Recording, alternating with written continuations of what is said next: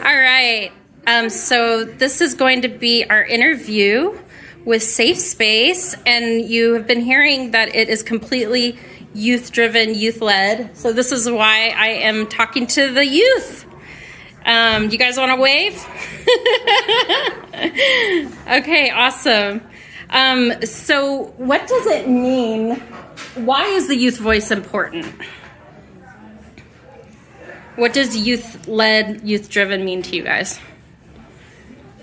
I think just to start off, I think what's really great about Safe Space is for such a long time in past generations, many adults have been making many choices that both legislative and choices about actions related to mental health that have impacted the youth specifically. So I think it's really important for youth to have a voice in how these measures are being, how they're actually affecting the youth themselves.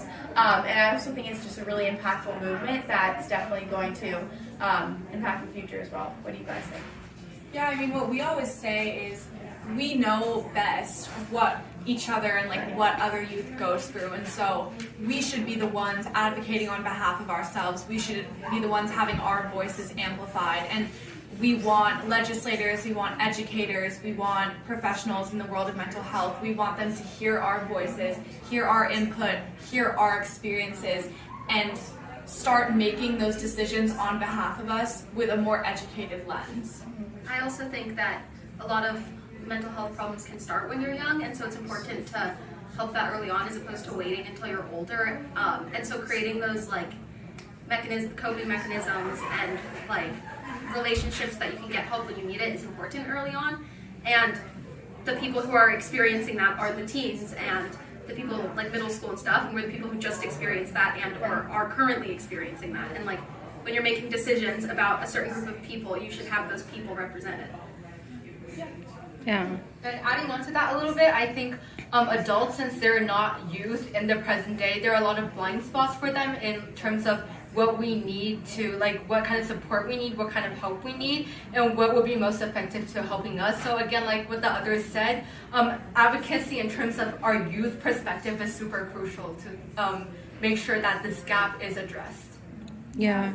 I don't know if you guys know, but everything that you're saying is what peers have been saying about feeling that people who don't identify as peers, people who maybe have a lot of stigma against mental health, sometimes clinicians, psychiatrists, they're saying that you're not listening to us. And so you guys feel the same way. I'm just wondering, what have you guys done successfully to get people to listen to you? Because I'll tell you, the Pure Run movement started a long, long time ago, like in the, at least I know, in the 50s, and we're still fighting this fight. So what have you guys done as youth? I always say that for the most part at Safe Space we focus on taking action and spreading awareness. So spreading awareness is kind of the biggest thing that we do, especially at our school. So we do mental health assemblies, we have mental health clubs. So at my school we have a club that's dedicated to advocating for mental health at the school. There are other schools that have Safe Space specific clubs. So we kind of take what we talk about here and then bring them to our schools, and really just the first step in making big changes, because obviously as kids we have a lot less power in changing legislation than the legislators themselves. So just spreading awareness is the first step for making a difference, and educating people in our communities about mental health is kind of the biggest thing that we do. Yeah, and I think one of the most effective ways at Safe Space that we've kind of gotten our message across and gotten our voices to be heard has been sharing our own personal stories. So we had a youth summit and we had keynote speakers who were super brave, and they went up in front of everyone and shared their personal stories. And we actually had a group of us, Safe Space Youth Action Board members, attend the CAMHPRO conference in Sacramento, and there we also shared our personal stories. And I think for people to see you being so vulnerable and sharing the experiences you've gone through and where the mental health care system failed you, I think that has been so effective at getting people to stop and listen and really hear what we have to say and hear what we're advocating for and what we need. You guys were saying really leads into this question of what do you think are the barriers that prevent teens from seeking support? I don't think that the biggest issue is teens seeking support. I mean, I totally acknowledge that that is part of it. I think that, at least to address that side of the question, I think people struggle to seek support when mental health is so stigmatized, and especially when there's a lack of access. So if someone doesn't have access to an outside of school therapist and they can only approach a school therapist or a school counselor, that might seem a little more risky because people may see you going into that office, or I think there's a lot more stigma around that. So when it comes to kids seeking out support for themselves, I think it's stuff like that that makes it really difficult. But I do think that there are a lot of teens that want help and want support that don't get it, which is also a problem of access, also a problem of stigma, because as Annabelle said, you have to go through your parents, and that's what we try and do, is try and find and discover and even produce a lot of resources that teens can access that they don't have to go through their parents to get to, because a lot of parents still don't believe in mental health, still don't believe in therapy, believe in a lot of treatment, so it's hard for kids to get help unless they have these people that are willing to support them and willing to get them that care. To that a bit, I think another issue is that a lot of teens aren't really aware of how what kind of resources they have and how for example, school therapist functions, right? Because I know that for my school, we do offer a wellness center. However, a lot of students are afraid that if they go, it will be on record, their parents will be involved, and then there might even involve other authorities if they talk about abuse at home and stuff like that. So I think it's really crucial to let the teens know what they have what rights they have, for example, confidentiality and stuff like that. What resources they have, whether their parents will know, whether third parties will be involved, and all of that to make sure that they are aware of that they are being protected by the people who are trying to help them. Yeah, and adding on to that, I think one of the biggest barriers is the lack of education. I mean, the first time I ever heard the term mental health was in my first therapy session, in which I had to open up to my parents and I had to tell them how deeply I was struggling, how close I was to hurting myself, and I was finally taken seriously and finally introduced to the topic of mental health, when in reality, early prevention and intervention is one of the most important things that needs to be implemented into every single school system across the world.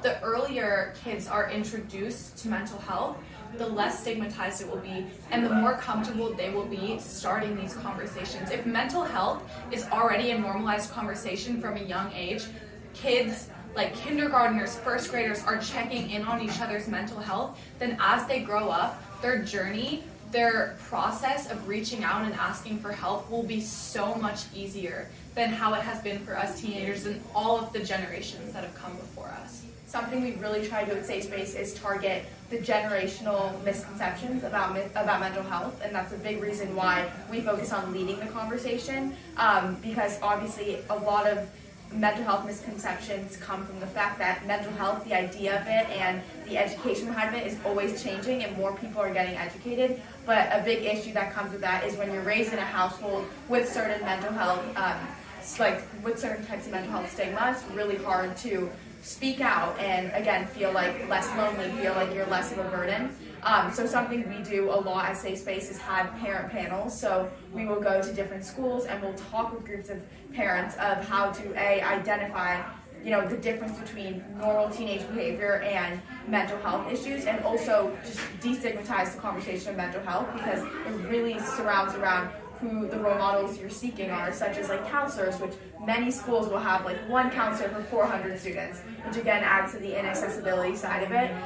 But also to parents who you're surrounded around, grandparents, generational ideas of mental health doesn't matter, mental health is not as important as physical health is so important to, debunk and spread and start a new conversation as Safe Space tries to do. I was just gonna say that at the end of the day, it's also really expensive.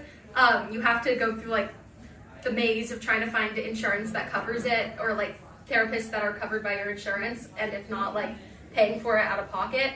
And it's hard to get help and diagnoses if you don't pay for it. And so it's just expensive to begin with. And then also, now I'm forgetting what I was gonna say. What were you saying? Generational, something early. Oh, and that you have to get to a point of like being suicidal or like at the like breaking point to get help. And so because you don't have those systems set on early on, you get to that point. But if you're able to access therapy and resources earlier on, it's less likely you're going to get to that point. And oftentimes the only way to get it is if you get to that point, with it being like accessible and affordable, because people oftentimes only see that breaking point. They don't see how you're struggling internally before that breaking point. And so it's really important, like you were saying, to get help early on so that you don't get to that point, and to have those resources ready and you know how to access them once you do get to that point, if that is what happens. So many problems, once again, would be alleviated by just general knowledge about mental health, because oftentimes with kids, especially younger kids or kids in middle school, mental health issues get misdiagnosed as just, like, for lack of a better word, just being a bad kid or being someone who misbehaves or gets kicked out of class, or like, I mean, this kind of relates to other learning differences or ADHD, but just kind of all under the same umbrella of a lot of times people don't see kids as struggling, they see them as being bad kids, which a lot of the times that's not the case. So it's important for people to just know about mental health and teachers to know about mental health, so that instead of punishing kids, they're getting them the help they need, so that in the future they can have those opportunities. Everyone in this world needs to acknowledge that everyone has mental health. Mental health isn't a person-to-person thing. Everyone has their own mental health journey. Everyone has their own mental health situation. And a lot of people would say, well, we don't want to have these conversations with young kids. These are very serious topics. These are heavy topics. They're not ready. But there are kids as young as 5 years old getting their first diagnoses, starting therapy. And what I say is that these conversations need to be started before these kids will start dealing with these issues, because mental health is something that people start dealing with so early on in their lives. And accompanied with that, they need the knowledge, they need the education, and they need the resources from day dot, and not when they've reached the breaking point. And there are ways to incorporate those conversations without it being like, oh, so scary, mental health. I mean, it's the same thing with every fifth grader should be having a talk about puberty. Like, it's the same. I mean, I know that makes people uncomfortable, but it's like, it's the same kind of thing. Yeah, you don't want a kid going into middle school without knowing that stuff. So there are ways to incorporate it without it being super obvious, and just learn. Yeah, like taking care of your physical health too. Yeah. If we prioritize that when you're 3, 4 years old, why can't we also talk about mental health? Organizations like Safe Space, there are so many peer-run organizations, and we need funding to continue doing all the important work that they do. And it's really important not to cut any mental health funding, especially funding for early intervention, early prevention, because that will change so many people's lives. To support Safe Space, head to safespace.org. We are in the middle of our fundraising season, and we would love your support. Thank you so much, CAMHPRO, as well, for giving us the opportunity to share our voices once again. And if you want to learn more about that organization, go to www.campro.org. Thank you, CAMHPRO!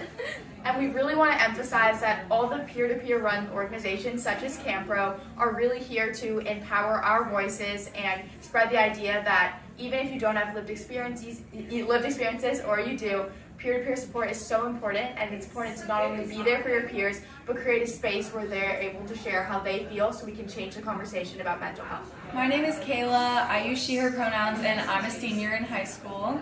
And I wanted to talk about an initiative that we have here at Safe Space called Safe Space Stories.